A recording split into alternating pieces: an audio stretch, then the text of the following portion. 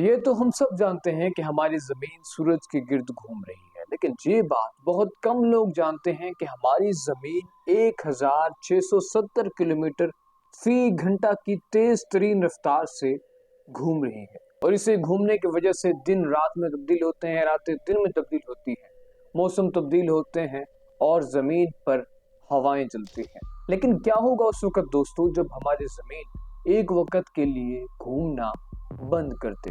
آج ہم جانیں گے کہ اگر ہماری زمین گھومنا بند کر دے تو اس کے اثرات زمین پر کیسے ہوں گے اور انسانوں کو کس طرح کی مشکلات کا سامنا کرنا پڑ سکتا ہے۔ اگر ہماری زمین گھومنا بند کر دے تو زمین پر موجود ہر چیز مشرق کی جانب 1000 میل فی گھنٹہ کی رفتار سے اڑنے لگے گی۔ ہوائیں اتنی تیز رفتار ہو جائیں گی جو زمین پر موجود سبھی چیزوں کو پھاڑ کر رکھ دیں گی۔ سمندر میں بہت بڑی سونامی آئے گی اور ایسی لہریں پیدا ہوگی جو 1 منٹ کے اندر 17 میل کے رقبے کو غرق کر دیں گے۔ زمین کا ایک دن 24 گھنٹوں کے بجائے 365 دنوں جتنا لمبا ہو جائے گا، جس کے دوران 6 ماہ تک سورج آگ برساتا رہے گا، اور اس کے بعد 6 ماہ کی طویل رات ہوگی اور اس دوران ہڈیاں جما دینے والی سردی کا سامنا کرنا ہوگا۔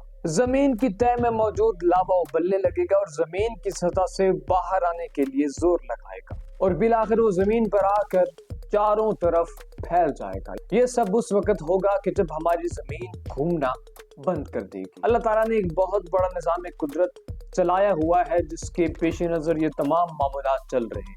سوچئے کہ انسان کتنی طاقت رکھتا ہوگا کہ اگر 1 سیکنڈ کے لیے بھی زمین رکنا بند کر دے، اور وہ اس طرح کی حکمت عملی نہیں بنا سکتا جس سے ان تمام نقصانات کا ازالہ کیا جا سکے، ان تمام نقصانات کو روکا جا سکے، تو انسان کی کیا وقت ہے؟